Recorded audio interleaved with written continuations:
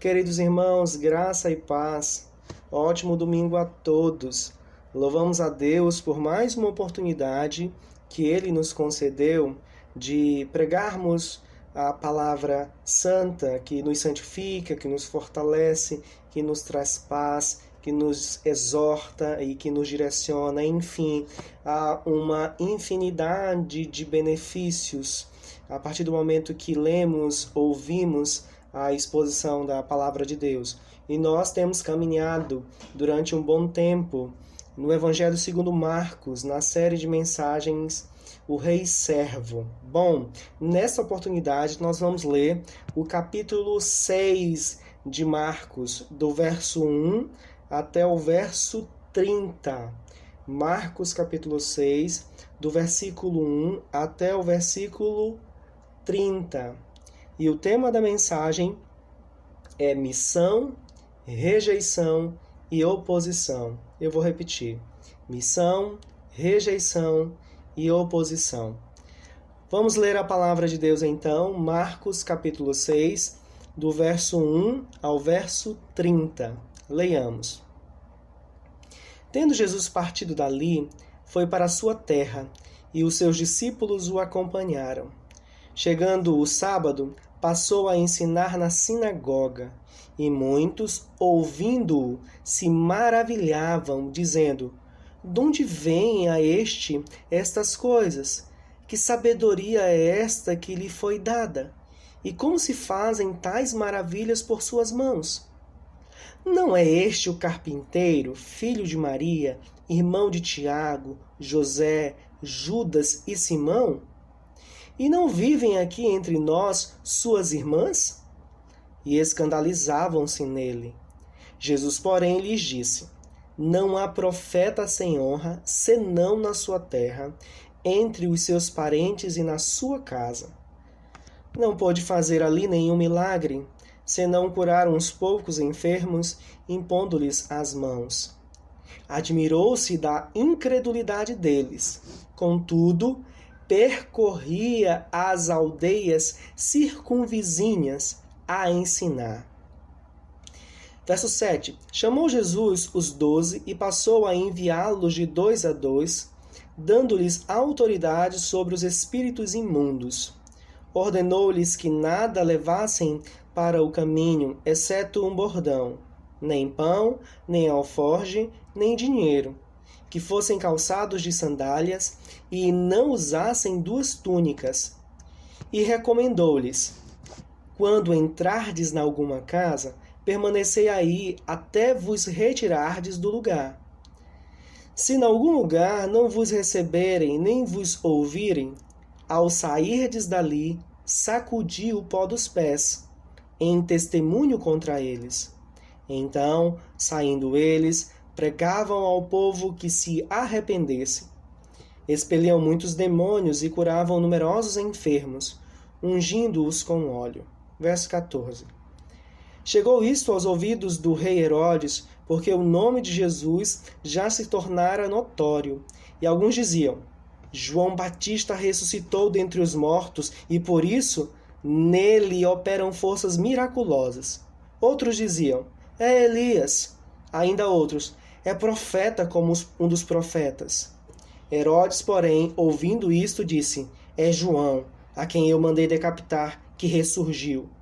Porque o mesmo Herodes, por causa de Herodias, mulher de seu irmão Filipe, porquanto Herodes se casara com ela, mandara prender a João e atá-lo no cárcere. Pois João lhe dizia: não te é lícito possuir a mulher de teu irmão. E Herodias o odiava, querendo matá-lo, e não podia. Porque Herodes temia a João, sabendo que era homem justo e santo, e o tinha em insegurança. E quando o ouvia, ficava perplexo, escutando-o de boa mente. E, chegando um dia favorável, em que Herodes, no seu aniversário natalício, dera um banquete aos seus dignatários, dignitários, melhor dizendo, aos oficiais militares e aos principais da Galiléia, entrou a filha de Herodias e, dançando, agradou a Herodes e aos seus convivas. Então disse o rei à jovem: pede-me o que quiseres e eu te darei. E jurou-lhe: se pedires mesmo que seja a metade do meu reino, eu te darei. Saindo ela, perguntou à sua mãe: que pedirei? Esta respondeu: a cabeça de João Batista. No mesmo instante, voltando apressadamente para junto do rei, disse: quero que, sem demora, me des num prato a cabeça de João Batista. Entristeceu-se profundamente o rei, mas, por causa do juramento e dos que estavam com ele à mesa, não lhe a quis negar. E, enviando logo o executor, mandou que lhe trouxessem a cabeça de João. Ele foi e o decapitou no cárcere, e, trazendo a cabeça num prato, a entregou à jovem e esta, por sua vez, à sua mãe. Os discípulos de João, logo que souberam disto, vieram, levaram-lhe o corpo e o depositaram no túmulo. Voltaram os apóstolos à presença de Jesus e lhe relataram tudo quanto haviam feito e ensinado. Graças a Deus por sua bondosa e bendita palavra. Vamos orar, meus irmãos, agora. Senhor, quão maravilhosa é a tua palavra. Nos ensina nesta manhã sobre o que é o discipulado cristão, o que significa anunciar o Evangelho e quais as implicações que envolve seguir a Cristo e anunciar a palavra de Jesus Cristo. Nos fortalece, Senhor, mesmo diante da rejeição e da oposição. Recebe toda a glória, Senhor, neste domingo. Ajuda-nos, santifica as nossas mentes, conforta os nossos corações, nos instrui para a tua glória. Nós oramos em nome de Jesus Cristo. Amém. Amém. Um simples sapateiro que nasceu na Inglaterra no dia 17 de agosto de 1761, ele tornou-se um dos, se não, o maior missionário batista de todos os tempos. Ele é conhecido como o pai das missões modernas. Eu estou falando de William Carey.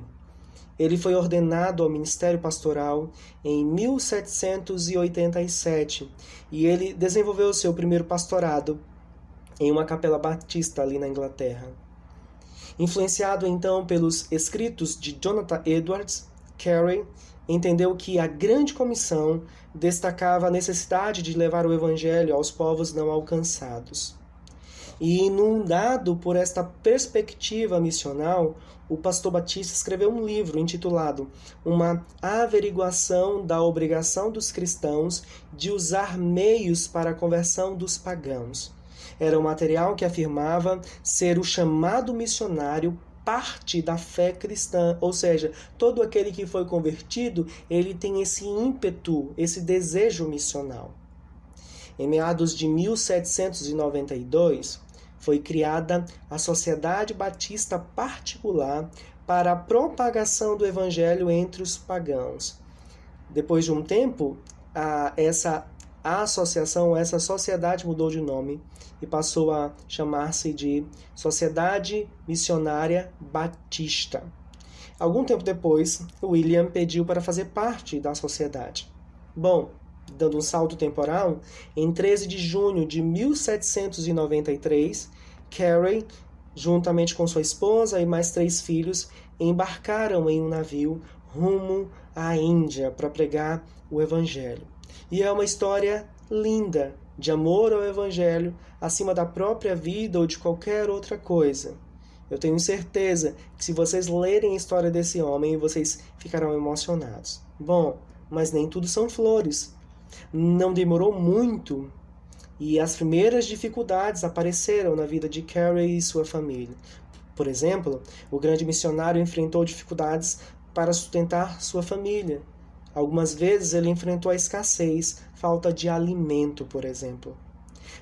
E por isso, além das atividades ministeriais, ele precisou trabalhar arduamente para sobreviver. Mas as lutas não pararam por aqui. Um missionário, infelizmente, precisou sepultar seu filho de 5 anos, que morrera em razão de uma disenteria. E o pregador batista ainda enfrentou uma luta bem maior, que foi sepultar a sua esposa em 1807. Porém, independente das tristezas, da rejeição e da oposição que ele enfrentou ali na Índia, Carey continuava com a missão. Conforme as palavras de alguém que escreveu sobre o legado de William, em 20 anos, Carey e seus amigos publicaram folhetos em 20 idiomas e partes das escrituras em 18 línguas. Além disso, observem, meus irmãos, em 1821, o número de convertidos e batizados chegava a mais de 1.400. Carey morreu em 9 de junho de 1834. Em sua sepultura havia a seguinte inscrição: verme vil, pobre e incapaz, caio em teus braços carinhosos. Ele estava se referindo a Deus. Bom, essa história é um exemplo que tem muito a ver com aquilo que nós vamos falar no sermão desta manhã. O que eu quero falar é sobre a missão e o custo daqueles que levam a mensagem de Deus, o Evangelho de Jesus Cristo. Existem várias implicações, existem várias respostas para a pregação do Evangelho. E aqui no capítulo 6, nós vamos observar rejeição e oposição. Então é uma palavra de orientação para cada um de nós, de estímulo para que nós possamos pregar o Evangelho e suportar as aflições provenientes da missão cristã.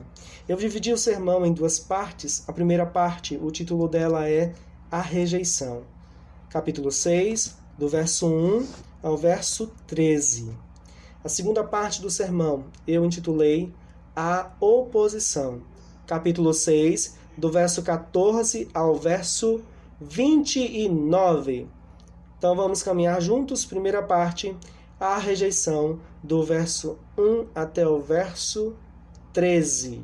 Bom, observem, os discípulos acompanham o rei servo em Nazaré, verso 1.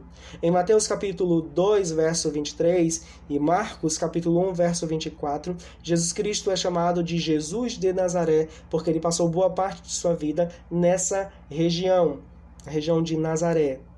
No verso 2, observem o rei servo ensinando e os ouvintes, diante da mensagem, diante do ensino, eles ficam maravilhados, extasiados. E essa é uma ênfase no ministério de Jesus Cristo, o anúncio da palavra de Deus. Ele por várias vezes no Evangelho de Marcos demonstrou que um dos principais propósitos do seu ministério era anunciar o Evangelho. Mas observem, quando o êxtase,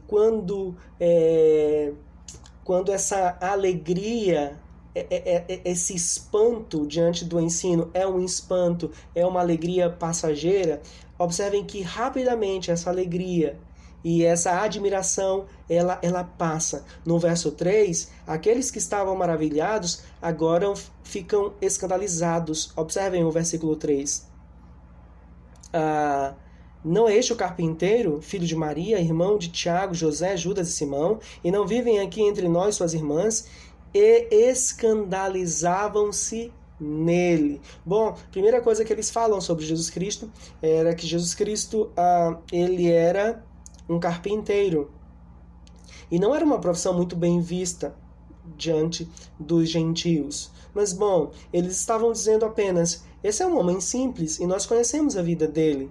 Depois eles se referem a Jesus Cristo como filho de Maria. Bom, naquela cultura, quando você iria falar sobre filiação, você destacava o pai, não a mãe. Provavelmente, quando essas pessoas dizem: esse Jesus não é o filho de Maria, provavelmente aqui é um insulto, tá? E logo à frente, no verso 3, o texto diz que escandalizavam-se nele. A palavra aí traz a ideia de uma pedra que faz você tropeçar. Eles estavam incomodados com Jesus Cristo. E diante desse incômodo, que no final das contas é rejeição, Jesus Cristo entende então que aquela atitude demonstra desonra. Olha o verso 4. Jesus, porém, lhes disse: não há profeta sem honra, senão na sua terra, entre os seus parentes e na sua casa. A atitude daqueles moradores de Nazaré, na verdade, era uma atitude que desonrava o próprio Senhor Jesus Cristo. E a palavra honra, aqui no verso 4, significa desprezível, ou uma maneira de avaliar o que eles estavam fazendo, avaliando Jesus Cristo como alguém desprezível. Outra coisa, irmãos, quando Jesus fala não há profeta sem honra, senão na sua terra, entre os seus parentes, na sua casa, essas palavras eram bem conhecidas na antiguidade. Vejam depois Mateus 13, verso 57, Lucas 4, 24, João capítulo 4, verso 44. Era um provérbio muito conhecido, e aqui Jesus aplica à sua cidade, aos seus parentes e aos da sua própria casa. Em Marcos capítulo 3, do verso 31 ao 35, a gente pode observar que a própria família de Jesus Cristo não entendia muito o ministério do Senhor Jesus Cristo. Bom, pessoas que rejeitam o Mestre, pessoas que desonram o Mestre, é isso. Eles ficaram admirados diante do ensino de Jesus Cristo, mas não aceitaram a pessoa de Jesus Cristo. Por isso eles se escandalizaram. E Jesus entende que essa atitude é uma atitude de desonra, de rejeição à sua mensagem, à sua pessoa. Nos versos 5 e 6, Marcos mostra que a incredulidade em Nazaré era tão grande que chegou a surpreender o próprio Senhor Jesus Cristo. O texto diz: admirou-se da incredulidade. A incredulidade era tão grande que causou espanto no Senhor Jesus Cristo, vamos dizer assim. Em outras passagens que nós vamos ler, há um extremo oposto dessa atitude aqui. Tá? Enquanto a incredulidade na cidade que conhecia Jesus Cristo, que viu ele crescer, que sabia da profissão dele, que conhecia a família dele, do outro lado, em Marcos, são registrados algumas histórias de pessoas pagãs e que surpreendem, vamos dizer assim, Jesus Cristo com a fé, com a confiança em Jesus Cristo. Então Jesus Cristo opera poucos milagres ali por causa da incredulidade de Nazaré. E é bem provável que essas pessoas que foram curadas, aqui no verso 5, não creram realmente no Senhor Jesus Cristo, ou seja, rejeitaram o Senhor Jesus Cristo. Mas no verso 6, na parte B, vocês vão observar que mesmo diante da rejeição, Jesus Cristo continuou a missão de anunciar o Evangelho. Observem o versículo 6, parte B. Contudo, percorria as aldeias circunvizinhas a ensinar. É a mesma palavra aqui no verso 2, né? Chegando o sábado, passou a ensinar na sinagoga. As pessoas ali em Nazaré ficaram escandalizadas, mas Jesus Cristo não para de pregar a palavra. Ele sai, vai para outras aldeias circunvizinhas e ali anuncia o poderoso Evangelho. O que nós aprendemos aqui? Primeiro, os verdadeiros discípulos seguem o Rei Jesus Cristo. Olha o verso 6, capítulo 6, verso 1. Tendo Jesus partido dali, foi para a sua terra, e os seus discípulos o acompanharam. Olha o verso 7. Chamou Jesus os 12. Então, os verdadeiros discípulos, eles recebem um chamado do Mestre. Eles recebem um chamado do Salvador e eles continuam seguindo o Salvador. É possível que alguém ache até interessante a mensagem de Jesus Cristo, os feitos de Jesus Cristo. E é possível até que frequente um dia, uma semana, um mês a igreja. Mas, irmãos, todos aqueles que abandonam a caminhada cristã e não retornam, demonstram que nunca foram discípulos de Jesus Cristo. Porque eu não me faço discípulo de Jesus Cristo, começa por aí. Nós somos salvos conforme a soberania e graça de Deus, que nos chama poderosamente através do Santo Espírito, que nos convence dos nossos pecados e nos faz olhar para Jesus Cristo como Salvador, e nos faz discípulos de Jesus Cristo, e amar o Senhor Jesus Cristo, e amar o Pai, e amar a Deus. Ok? Então é impossível. Por isso que a gente trabalha na teologia reformada uma doutrina chamada perseverança dos santos.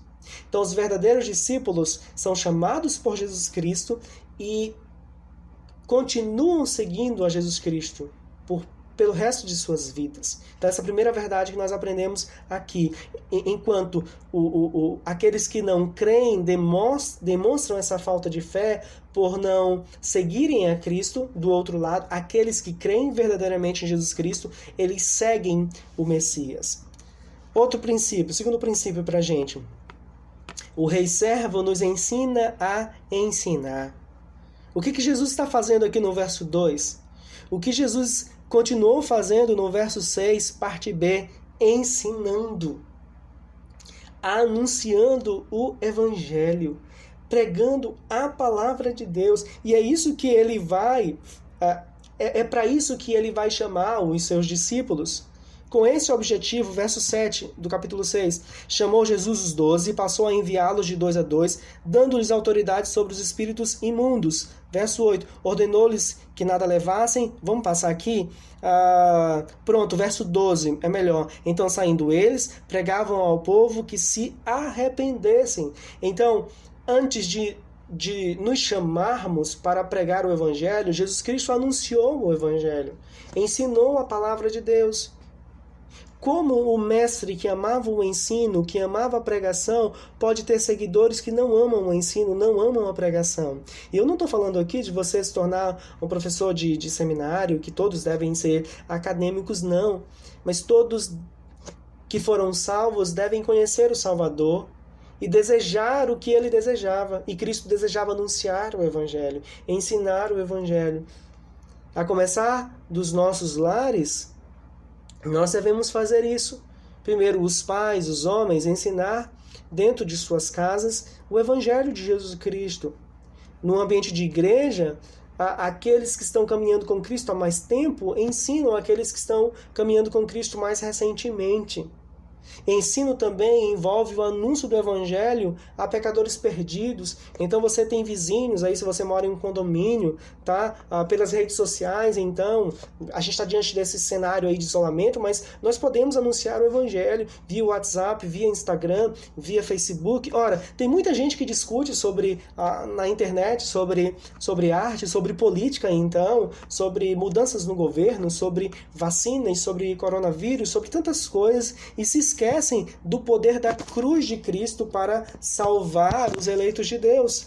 Então a gente tem uma oportunidade muito boa agora para anunciar, para ensinar o Evangelho. Então o Rei Servo nos ensina a ensinar. Terceiro princípio. A rejeição significa não crer no verdadeiro Cristo e criar um Salvador segundo os padrões humanos. Ora, aquele modelo de Salvador, esteticamente falando, não era bem aceito. Não era bem aceito pelos moradores de Nazaré. Semelhantemente, hoje nós temos a mesma abordagem em muitos lugares de pessoas que não aceitam o Salvador que nós apresentamos. E então elas começam a criar um tipo de Salvador, um tipo de Deus à sua moda, segundo as suas necessidades, segundo os seus sonhos, segundo os seus impulsos, suas afeições e os seus desejos. Mas a rejeição, ela, acima de tudo, significa falta de fé no verdadeiro Cristo. Todo aquele que não confia em Jesus Cristo, rejeita Ele. Todo aquele que segue a Jesus Cristo, que ama a Jesus Cristo, aceita os seus ensinamentos. Há uma citação interessante para a gente. O Edwards escreve o seguinte: a humanidade quer algo distinto daquilo que Deus dá. O maior obstáculo à fé não a falha de Deus em agir, mas a relutância do coração humano para aceitar a Deus, que se digna a se apresentar a nós em apenas um carpinteiro, o filho de Maria. Então, o grande obstáculo da fé para a humanidade é o pecado que cega a humanidade, é claro. E esse pecado que cega a humanidade faz com que o ser humano despreze o Cristo, enviado pelo Pai, que veio como um carpinteiro, filho de Maria. Outra citação para a gente, do pastor Tiago Cavaco. Ele diz: a rejeição é o passo natural dessa incapacidade de crerem num Jesus diferente do que previam. Bom, as pessoas querem um tipo de salvador à moda delas, tá? E isso e elas acabam rejeitando o Cristo que nós anunciamos, mas isso demonstra a incapacidade natural do homem de crer no Salvador que a gente apresenta. É por isso que quando estivermos ensinando, anunciando o Evangelho, nós precisamos pedir que o Santo Espírito convença as pessoas, porque é impossível ao homem natural crer no Cristo que nós apresentamos nas Escrituras Sagradas. Outro princípio para a gente, irmãos: a mera admiração não significa conversão. Isso acontece no verso 2, tá? Que a multidão, ao ouvir o ensino de Jesus Cristo, eles ficaram maravilhados, assim como Herodes, no verso 20 aí do capítulo 6, porque Herodes temia João, sabendo que era homem justo e santo, e o tinha em segurança. E quando o ouvia, ficava perplexo, escutando-o de boa mente. O que eu estou tentando falar para vocês é que escutar de boa mente, ou meramente ter admiração por Jesus Cristo, ou por um apóstolo, ou por um escritor cristão, não significa conversão, tá? Admirar desenvolvimentos teológicos não significa que a pessoa é realmente convertida. Tem gente que gosta de teologia, tem gente que conhece profundamente teologia, academicamente falando, e ao mesmo tempo não consegue amar o irmão, não consegue ler a Bíblia de uma maneira devocional, não tem vontade de orar, não tem vontade de anunciar o Evangelho, não tem prazer em Deus, tá? Porque às vezes as pessoas usam o conhecimento de Deus para se vangloriar, entende? E isso não é teologia verdadeira, ou vou chamar aqui de teologia santa, que honra o nome do Senhor. Então, a mera admiração não significa conversão. Outro princípio para a gente, irmãos: a incredulidade significa desonrar Jesus Cristo. É isso que ele deixa muito claro no verso 4, não há profeta sem honra, senão na sua terra, entre os seus parentes e na sua casa. Por que o pessoal de Nazaré estava desonrando Jesus Cristo? Verso 6, por causa da incredulidade. Aqueles que não creem em Jesus Cristo desonram Jesus Cristo.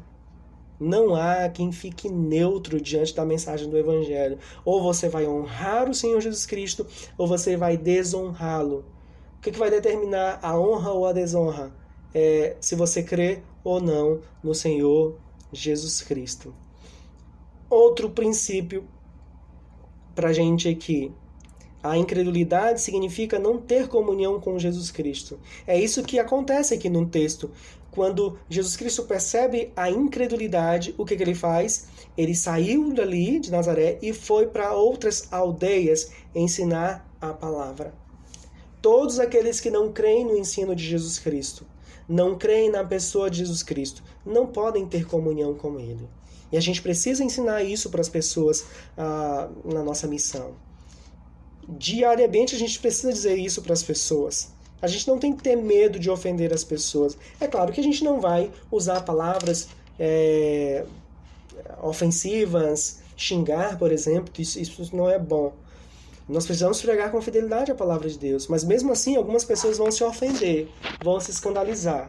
Talvez no primeiro momento até fiquem admiradas, né, admirados da mensagem, pela mensagem, mas depois pode haver rejeição, oposição e assim sucessivamente. Mas nós devemos dizer para as pessoas que a incredulidade significa não ter comunhão com Jesus Cristo.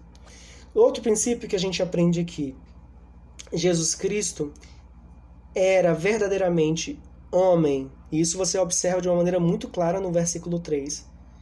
Nesse texto, nos é apresentado de uma maneira muito clara que Jesus Cristo tinha uma família, irmãos e mãe, tá?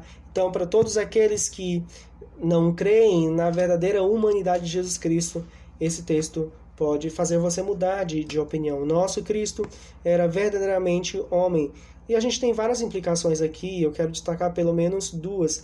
A primeira é que Cristo, como verdadeiramente homem, ele sabe, conhece as nossas necessidades. Ele sabe o que é ser humano. Não temos um Salvador distante. Ele sabe o que é a natureza humana. Segundo, falar que Cristo é verdadeiramente homem significa dizer que ele é nosso representante, homem de verdade, que viveu perfeitamente, sem nenhum pecado, que cumpriu a lei perfeitamente, que amou o Pai, a Deus, acima de todas as coisas. E agora, confiados em Jesus Cristo, o Deus homem, nós somos salvos pelos seus méritos. Outra verdade que a gente aprende aqui, irmãos, o Evangelho é surpreendente. Surpreendente. Por várias razões. Primeiro, o Salvador é um simples carpinteiro. Né? Talvez alguém poderia pensar em um grande guerreiro, um grande político, um excelente filósofo e por aí vai. Mas ele é um simples carpinteiro. Outra coisa, pessoas improváveis são convertidas. Olhem para as pessoas de Nazaré. Talvez alguém diria, não, o pessoal de Nazaré vai se converter sim, vai seguir a Cristo, conhecem Jesus Cristo ali, viram Jesus Cristo crescer, enfim, vão acreditar. Eles estão numa sinagoga, eles vão acreditar, eles conhecem a Escritura do Antigo Testamento. Mas não, a rejeição, a oposição. E se você lê Atos dos Apóstolos, é essa dinâmica que você vai encontrar ali. Improváveis sendo convertidos. Tá? Olhem para o capítulo 5 de Marcos. O Gerazeno é convertido, aquele homem que vivia entre os sepulcros.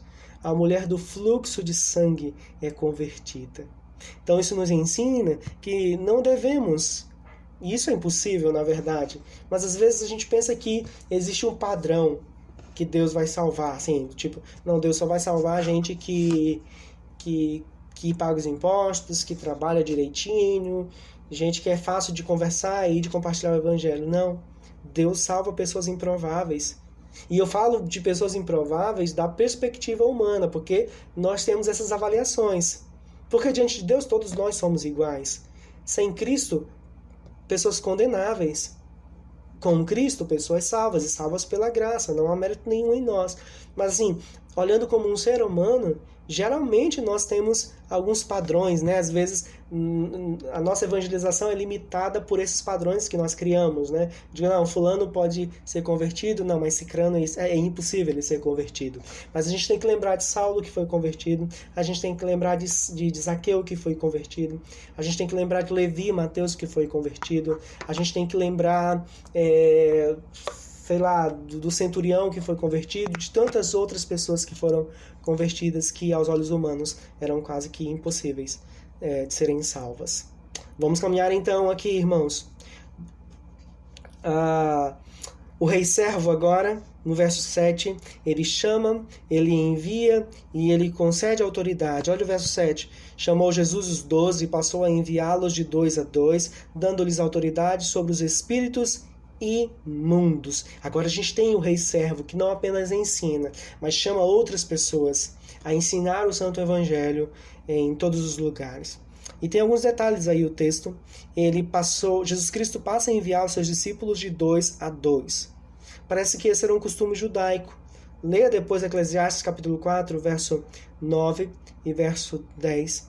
Atos 3, verso 5 e 8, 14. Ora, em Atos, principalmente a gente tem um pouco dessa dinâmica aí de duas pessoas levando o evangelho. Alguns comentaristas vão dizer que isso acontecia porque ajudava os missionários na caminhada missional. De 2 a 2, eles poderiam ter, claro, companhia, conselho e encorajamento. Leiam depois Números 35, verso 30, Deuteronômio capítulo 19, verso 15. Mas olhando para Atos dos Apóstolos, nós temos algumas duplas, né? Por exemplo, Pedro e João, Barnabé e Saulo, Atos 3, verso 1, Atos 4, verso 1, verso 13 e verso 19. Temos também Paulo e Silas, Barnabé e Marcos, Atos 13, do verso 1 ao 3, Atos 15, versículo 39. Então Jesus passa a enviar esses homens de 2 de 2 a 2. Mas quem eram esses homens enviados? Eles eram homens perfeitos? Vocês devem lembrar o que Pedro fez. Vocês devem lembrar que esses homens eram imperfeitos, que esses homens eram pecadores. Isso é um bom lembrete para você também, para anunciar a palavra do Cristo perfeito. Os mensageiros não precisam ser perfeitos, e eles não podem ser perfeitos, porque antes da glorificação vivemos em um mundo caído. Buscamos santidade para a glória de Deus, mas a missão não pressupõe perfeição daqueles que anunciam o Evangelho. A gente aprende algumas coisas aqui também. Primeiro, Deus é quem chama e envia os seus mensageiros. Jesus é Deus homem aqui, e Ele é que chama, Ele é quem chama. Não somos nós que escolhemos Cristo, é Cristo que nos escolhe. E Ele nos dá o privilégio e a responsabilidade de enviar a palavra de Deus.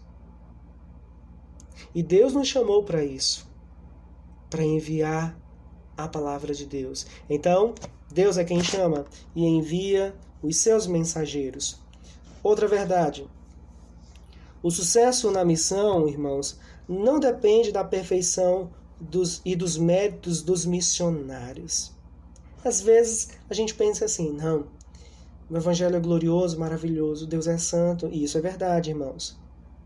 Mas, diante dessas verdades, talvez alguém pense assim, não, e para eu anunciar esse Evangelho, eu preciso ser perfeito, eu preciso ter méritos, mas isso é impossível. Ouçam o que um escritor, comentando sobre esse texto, diz: um chamado genuíno para o ministério sempre nos chama para aquilo que não estamos adequadamente preparados. O perfeito Evangelho é anunciado por mensageiros imperfeitos. O Evangelho adequado, a boa nova de salvação que Deus trouxe a nós, colocou em nós homens inadequados, que não estão preparados ainda. Mas mesmo assim, diante da nossa imperfeição, Deus nos usa para anunciar esse Evangelho perfeito. Então, o sucesso na missão não depende da nossa perfeição e dos nossos méritos. Louvado seja Deus por isso. No verso 8 e verso 9, aí, irmãos, do capítulo 6, a gente consegue perceber que a pregação deve ser central na missão, tá? Vamos por parte aqui. Primeiro, Jesus Cristo fala sobre alguns itens que não deveriam ser levados: pão, alforge e dinheiro. Observem depois na Bíblia de vocês, Êxodo capítulo 12, verso 11. E se realmente eu estou certo, a ideia aqui de Êxodo capítulo 12, que nos lembra a saída do povo de Deus do Egito, traz a ideia de pressa e expectativa. Tá? E parece-me que essa é a intenção aqui de Marcos, quando destaca as palavras de Jesus Cristo, dizendo que aqueles que foram enviados não deveriam levar pão, alforge e dinheiro. Então, parece-me que essa é a ideia de pressa, senso de urgência e de expectativa sobre o que vai acontecer. Mas também o texto fala sobre itens que os missionários deveriam levar: bordão, sandália e uma túnica. E aqui parece-me que o sentido dessas palavras é dizer que aqueles que levam a mensagem devem depender daquele que envia os mensageiros. Ou seja, ao pregar o Evangelho, ao anunciar o Evangelho, nós devemos depender exclusivamente de Deus. Versos 10 e 11, nós temos o juízo divino sobre aqueles que rejeitam o Evangelho. Verso 10, Jesus Cristo diz que os missionários não deveriam deixar uma casa, que eles foram hospedados ali para morar em outra casa. Isso significava na cultura um insulto, tá bom? No verso 11, nós percebemos um ponto central aqui no texto. Se em algum lugar não vos receberem, nem vos ouvirem, ao sairdes dali, sacudi o pó dos pés, em testemunho contra eles. Sacudi o pó dos pés. Bom, os judeus, eles quando voltavam de uma terra gentílica para a Palestina, antes de entrar na Terra Santa, eles sacudiam o pó dos pés para não poluir a cidade. Então, no sentido que Jesus Cristo usou aqui, a ideia é: quem rejeita o Evangelho deve ser considerado impuro. Quem rejeita o Evangelho deve ser considerado impuro. Então, o que a gente pode aprender aqui? Na missão, devemos ter um senso de urgência e expectativa. Eu espero que o Senhor fale aos nossos corações aqui, nesse princípio. Deus chama você para que anuncie o Evangelho. E você deve ter urgência. Os pecadores estão se perdendo. E nós devemos ter muita esperança de que, a partir da pregação do Evangelho, o poder da pregação pode salvar muitos pecadores. Outra verdade que a gente aprende aqui, irmãos: na missão devemos depender somente de Deus. Exclusivamente de Deus. Não devemos depender do dinheiro, da nossa inteligência, da nossa sabedoria, da nossa força, apesar de que, em alguma medida, essas coisas são utilizadas. Mas não devemos colocar nossa dependência exclusivamente nessas coisas. Acima de tudo, devemos confiar e esperar em Deus. Outro princípio, irmãos: na missão não devemos permitir que os cuidados do mundo enfraqueçam a urgência da mensagem. Bom, parece-me que quando Jesus Cristo fala isso, destaca esses itens que deveriam ser levados e outros itens que não deveriam ser levados, parece-me que ele estava tentando ensinar aos seus mensageiros que eles dependessem de Deus e que nada nesse mundo pudesse atrapalhar ou enfraquecer o senso de urgência dos mensageiros. Outra verdade que a gente aprende aqui, irmãos: o sucesso da missão está relacionado com a obediência às palavras daquele que chama. Aquele que chama, envia e instrui os que foram enviados. Ou seja, nós devemos ouvir aquele que chama e nós devemos obedecer à mensagem daquele que nos envia.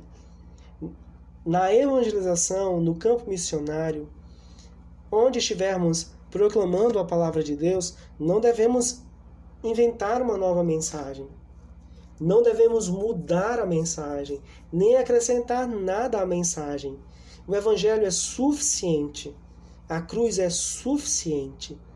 E a gente precisa, antes de qualquer coisa, antes de estabelecer estratégias para a evangelização, a gente precisa orar para que Deus nos mantenha firmes, perseverantes na mensagem que ouvimos por parte daquele que nos envia. Outra verdade que a gente aprende aqui, irmãos: quem não crê na mensagem do Evangelho é impuro diante de Deus. Todos aqueles que não confiam em Jesus Cristo. Tá? Um exemplo é o pessoal de Nazaré, aqui do verso 1 ao verso 6. Eles ficaram escandalizados, incrédulos diante do Senhor Jesus Cristo. E isso significa permanecer impuro diante de Deus. Não há nada que nos torne puros diante de Deus fora de Jesus Cristo. E você que está ouvindo o sermão e que não é cristão, essa é a verdade do Evangelho. Sem Cristo, só resta impureza. Crendo em Jesus Cristo, somos purificados, justificados, salvos, reconciliados com o Pai. Então, quem não crê na mensagem do Evangelho é impuro diante de Deus. Outra verdade: a rejeição é um testemunho contra aqueles que rejeitam. Bom, aqui nós temos um exemplo, irmãos. No verso 11 do capítulo 6, temos um exemplo da soberania de Deus e da responsabilidade humana. Nós sabemos que os eleitos serão convertidos e eles serão convertidos a partir da pregação do Evangelho. Tá? Mas o homem, ele, ao ouvir a mensagem do Evangelho, ele não pode ficar neutro. Ele vai ter uma resposta. Por mais que ele negue, mas ele vai responder. E ele é responsável por essa resposta. Ele é responsável por negar a cruz de Cristo, por exemplo, aqui no contexto de Marcos. Então há responsabilidade humana. Os eleitos são salvos, mas isso não significa puxar a orelha do eleito e levar para o céu. O que acontece na vida do eleito, antes de ser convertido, é que Deus, a partir do ministério do Espírito Santo, muda a nossa vontade, nossas afeições. E nós, que não pensávamos em Jesus Cristo, ou que negávamos a Jesus Cristo, que rejeitávamos a Jesus Cristo, agora no poder do Espírito Santo, nós desejamos o Senhor Jesus Cristo e reconhecemos que somos pecadores. Entendem? No final das contas, a gente escolhe, mas antes de escolhermos a Deus, Ele nos escolhe. Esse é o ponto. E todos aqueles que rejeitam o Senhor são responsáveis por essa rejeição. E essa incredulidade, essa rejeição, segundo o texto bíblico, servirá como testemunha contra aqueles que rejeitam. O J.C. Ryle, ele escreve o seguinte: rejeitar o Evangelho fará o homem afundar ao lugar mais profundo do inferno. Aqueles que rejeitam hoje e que se porventura morrerem sem crer no nome de Jesus Cristo, essa rejeição servirá de testemunho contra eles e eles então viverão eternamente no tormento. Outra verdade que a gente aprende aqui: a verdadeira missão é feita com pregação. Pregação da palavra. No verso 12 diz assim: então saindo eles, pregavam ao povo que se arrependessem. Não existe verdadeira missão nos termos que a Escritura ensina sem pregação. Se uma igreja, se um grupo de jovens, de senhoras, de adolescentes, enfim, sair e dizerem e afirmarem que estão em nome de Cristo e que estão desenvolvendo uma caminhada missional em determinada comunidade e se limitarem a entregar alimentos, a entregar mantimentos, a oferecer serviços como corte de cabelo, aplicação de flúor e outras coisas mais. Se essas pessoas limitarem as suas ações a essas coisas, eu digo, com base na palavra de Deus, isso não é missão no sentido cristão. É claro que faz parte, sim, essa assistência, sabe? Medicamentos, conversas, alimentos e outras coisas mais. Isso faz parte da missão, mas isso não é o centro da missão. Sem pregação não há missão genuína, porque a verdadeira missão ela é feita com a pregação do Evangelho. Por quê? Porque se não for assim, é possível que as pessoas fiquem com a barriga cheia, bem vestidas e cheirosas, e ao mesmo tempo caminhem para o inferno. Uma coisa não anula a outra, mas na ordem de prioridades, a pregação vem primeiro. A pregação não anula a nossa misericórdia, o nosso desejo de ajudar. Na verdade, estimula, direciona os nossos desejos. Sem pregação, viveremos apenas nos assistencialismos da vida. Outra verdade que a gente aprende aqui: a verdadeira missão se direciona aos pecadores. Observem o verso 12 mais uma vez. Então, saindo eles, pregavam ao povo. Costumeiramente, irmãos, nós esperamos as pessoas irem à igreja. Costumeiramente. Só que essa é uma configuração diferente da configuração do Novo Testamento. No Novo Testamento, nós percebemos uma igreja que aprende o Evangelho quando está reunida e quando sai, anunciam essa palavra que salva. Então, a verdadeira missão é centrada na pregação e é direcionada aos pecadores, aos povos. A gente está vivendo um tempo de isolamento, mas vamos lá, nós temos quase 2 anos de igreja, de congregação. Quantos de nós saímos pregando a palavra às pessoas que estão aqui em São Luís, por exemplo, esse é um chamado para mim e para você. E como eu costumo dizer a vocês, meus irmãos, a gente não precisa de um ministério de missões para necessariamente fazer missões. A gente não precisa de um grupo de pregação do Evangelho para que a gente esteja inserido ali e assim pregue o Evangelho. Não! O cristão, ele é um soldado em missão todos os dias. E a missão dele é anunciar a palavra do seu grande general, Jesus Cristo. Outra coisa que a gente aprende aqui. A genuína pregação chama o pecador ao arrependimento. Olha o verso 12. Então, saindo eles, pregavam ao povo que se arrependesse. Observaram isso? Então, a verdadeira pregação diz que o pecador é pecador e que Cristo é o único Salvador. A gente precisa dizer isso para as pessoas. Não falar apenas das suas dificuldades financeiras ou em relação à saúde delas. Não só isso. Nós precisamos falar sobre a maior necessidade dessas pessoas, que é arrependimento e fé em Jesus Cristo. Outra verdade que a gente aprende aqui, e eu quero destacar principalmente o verso 7, quando diz: chamou Jesus os 12 e passou a enviá-los de 2 a 2. É importante o companheirismo na missão. É importante nós nos reunirmos, claro, para brincar, para conversar, para assistir um filme, enfim, para comer uma boa lasanha aí, enfim, e outras coisas. Mas é muito importante a gente estabelecer parcerias dentro da igreja local para anunciar o Evangelho. Não que necessariamente você precise de um ministério dentro da igreja para isso. Os ministérios, para mim, irmãos, dentro da igreja local, os departamentos, eles organizam aquilo que já acontece naturalmente.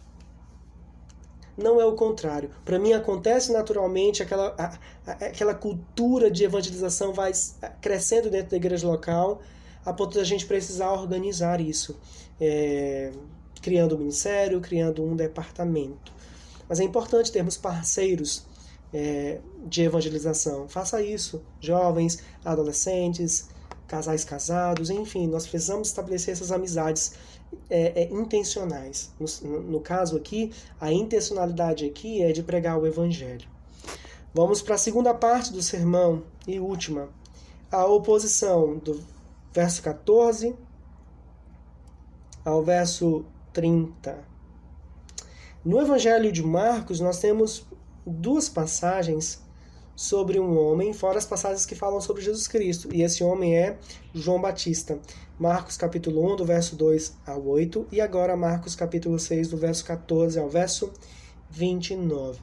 Nesse texto, a gente observa algumas coisas semelhantes entre Jesus Cristo e João Batista. João Batista aqui, ele serve como um precursor da morte de Jesus Cristo. E há algumas comparações. Bom, eu quero que vocês comparem depois alguns textos. Por exemplo, Marcos 6, verso 17, com Marcos 14, verso 46. Também Marcos 15, verso 1, e Marcos 6, 19, e Marcos capítulo 14, verso 1.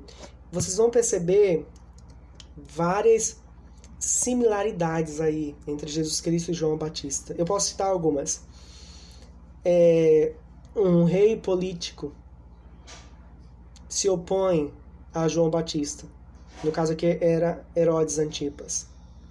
No caso de Jesus Cristo, alguém que simbolizava o poder de Roma, Pôncio Pilatos. Ambos também eram vítimas inocentes. E aí você vai perceber também outras similaridades. Bom, nesse texto, do verso 14 ao verso 30, Marcos vai mostrar quais são as consequências, ou quais podem ser as consequências de seguir a Jesus Cristo. Qual é o preço de seguir a Cristo Jesus? Qual é o custo do discipulado? O que vai custar para cada um de nós levar a mensagem do Evangelho? Bom, vamos lá. Do verso 14 ao verso 17, nós temos a paranoia do rei Herodes. Herodes então entendera que esse Jesus que estava bem famoso na época, esse Jesus era uma espécie de reencarnação de João Batista. Mas, bom, o ponto aqui não era nem o que as pessoas falavam sobre Jesus Cristo. Alguns diziam que ele era Elias, outros falavam que ele era profeta, e o próprio Herodes dizia que ele era a reencarnação de João Batista. Mas o ponto principal aqui foi a denúncia que João Batista fez, destacando a relação ilícita do rei Herodes. Olha o verso 17. Porque o mesmo Herodes, por causa de Herodias, mulher de seu irmão Filipe, porquanto Herodes se casara com ela, mandara prender João e atá-lo no cárcere. Por que Herodes fez isso? Por causa da mensagem de João Batista. Olha o verso 18. Pois João lhe dizia, não te é lícito possuir a mulher de teu irmão. Então João está confrontando o pecado aqui. Lembra que eu disse que a verdadeira pregação, que fundamenta a missão, ela chama o pecador ao arrependimento, ou seja, ela diz ao homem que ele é pecador e que ele precisa se arrepender e crer em Jesus Cristo. Bom, é isso que João Batista está fazendo aqui. Ele está dizendo, não te é lícito possuir a mulher de teu irmão. Ele está denunciando o pecado, confrontando o pecado desse homem de autoridade chamado Herodes. Tá? Algumas pessoas, outra coisa que a gente observa no texto, verso 14 ao 15, tinham uma opinião elevada sobre Jesus Cristo. Compararam Jesus Cristo com João Batista, Elias e os profetas, mas não seguiram o mestre. Tá? Logo em seguida, a partir do verso 20, nós observamos uma festa e uma trama diabólica.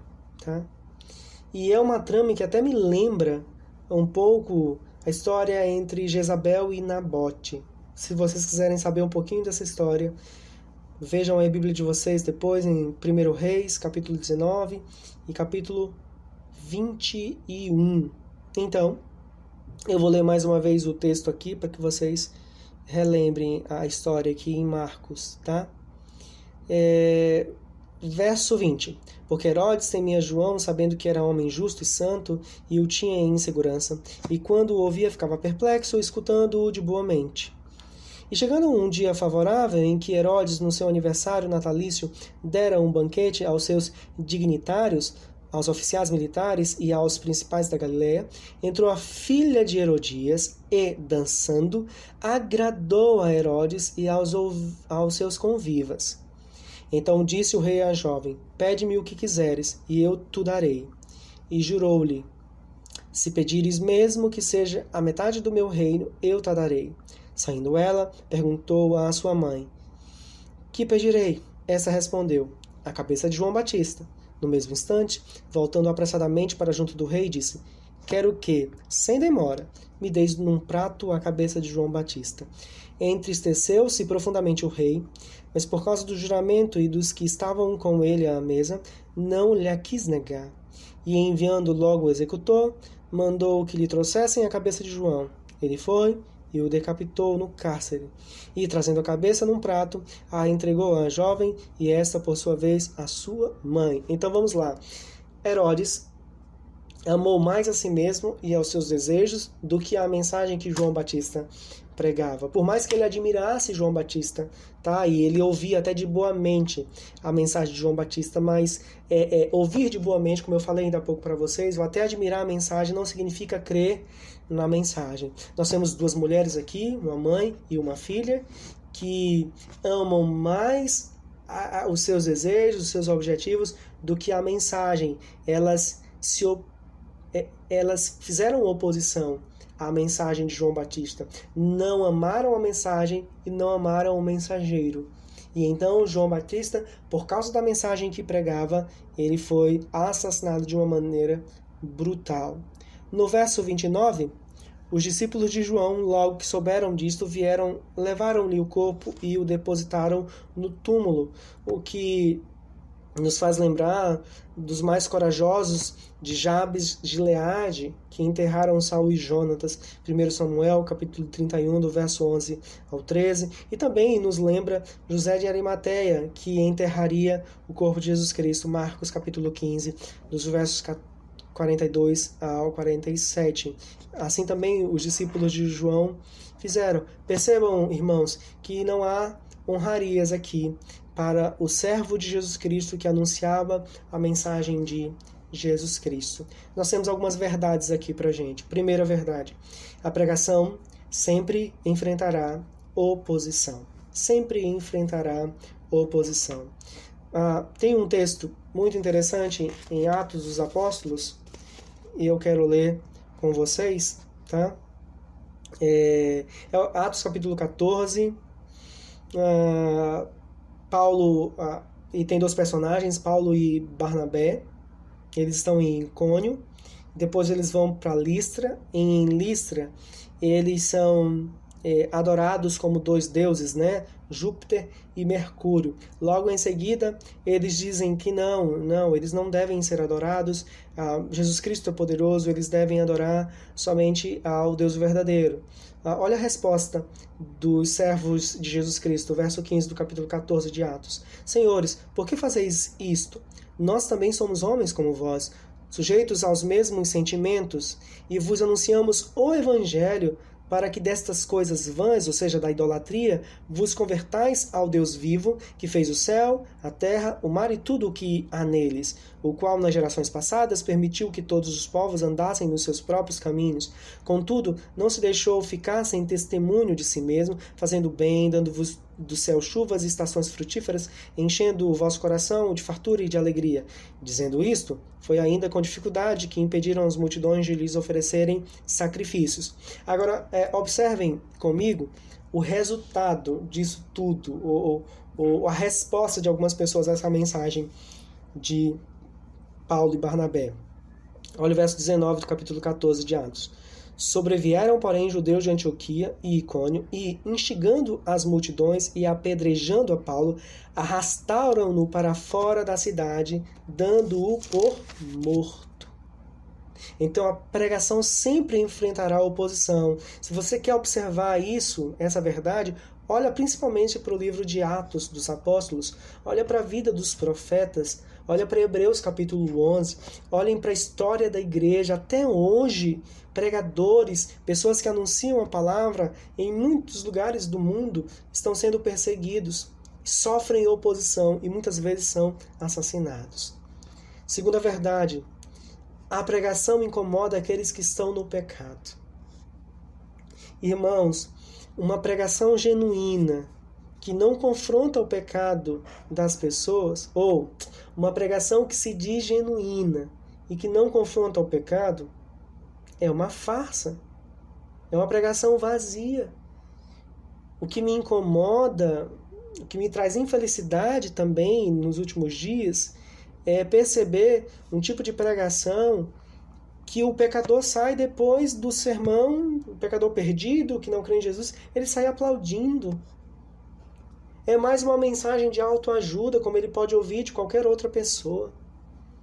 Mas a pregação profundamente enraizada no Evangelho, ela vai incomodar aqueles que estão no pecado. Ela vai fazer isso.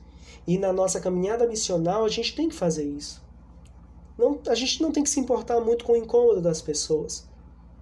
Aqueles que foram eleitos, eles vão ter a mente perturbada pela mensagem do Evangelho, mas ao mesmo tempo, seus olhos serão abertos para a glória de Jesus Cristo. Aqueles que não foram eleitos vão rejeitar, vão se opor e vão ficar até zangados.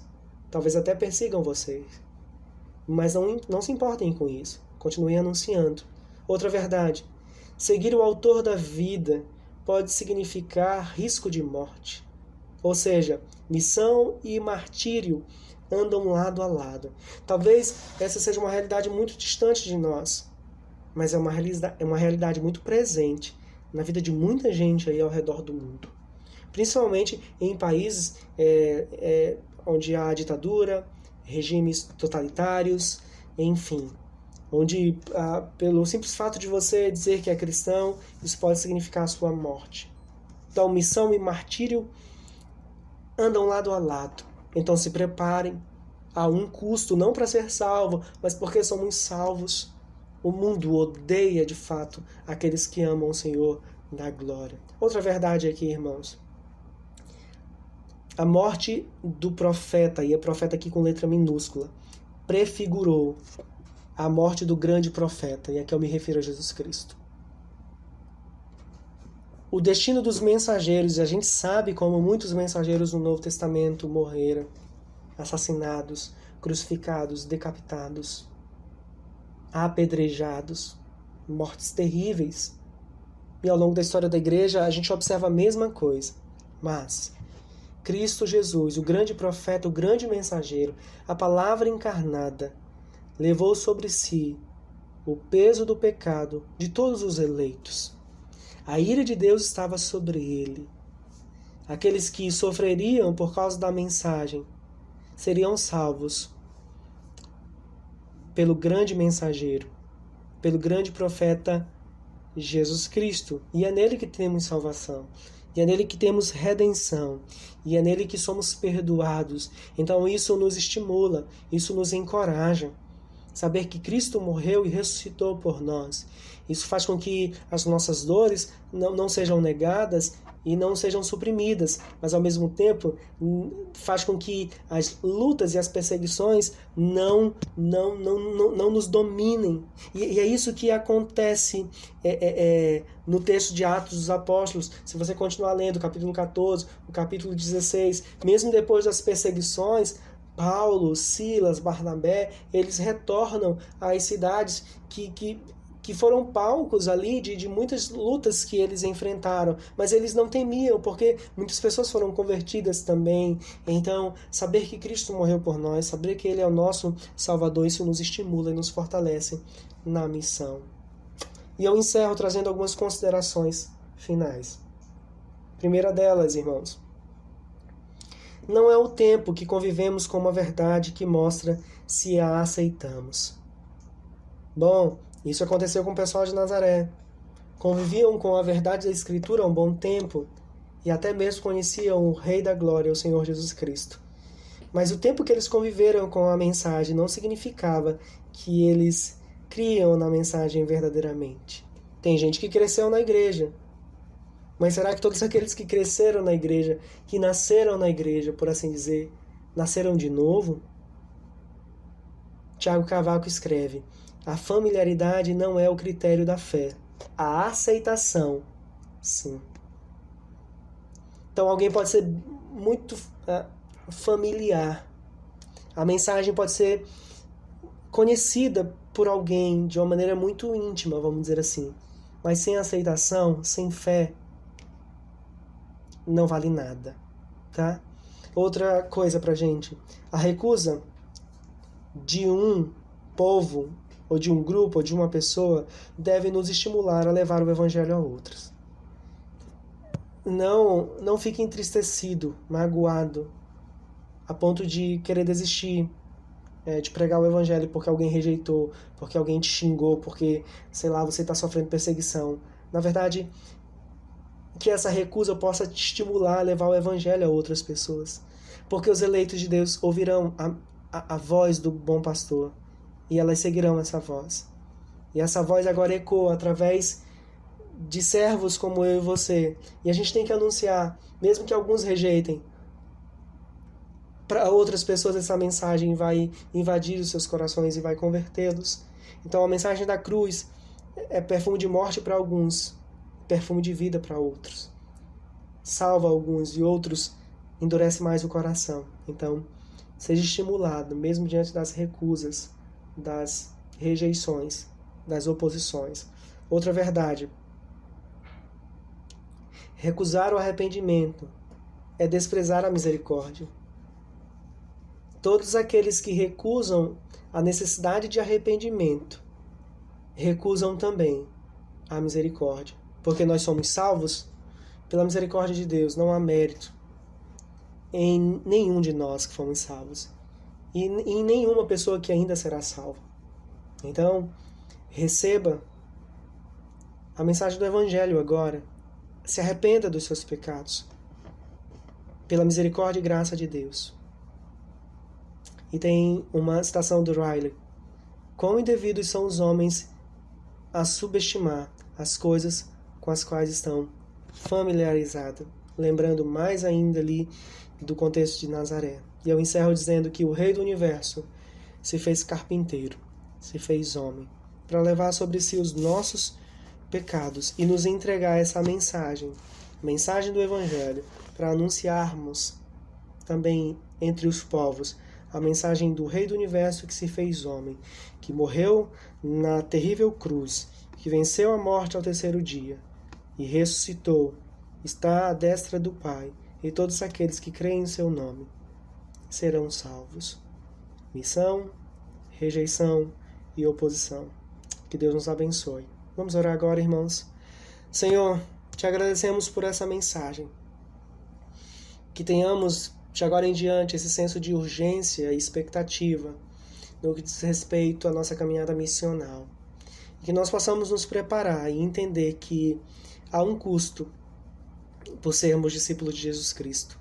As pessoas, muita gente, vai rejeitar e vai se opor à mensagem do Evangelho. Mas como os apóstolos, como o próprio Senhor Jesus Cristo, que nós possamos perseverar. Ó Deus, instrui o teu povo por meio dessa pregação, anima o teu povo por meio dessa pregação, incomoda o teu povo por meio dessa mensagem. Que eles sejam santificados e o teu nome seja glorificado. Eu oro em nome de Jesus Cristo. Amém, amém e amém. Irmãos, Deus abençoe, aplique essa palavra nos vossos corações. Ótimo domingo a todos.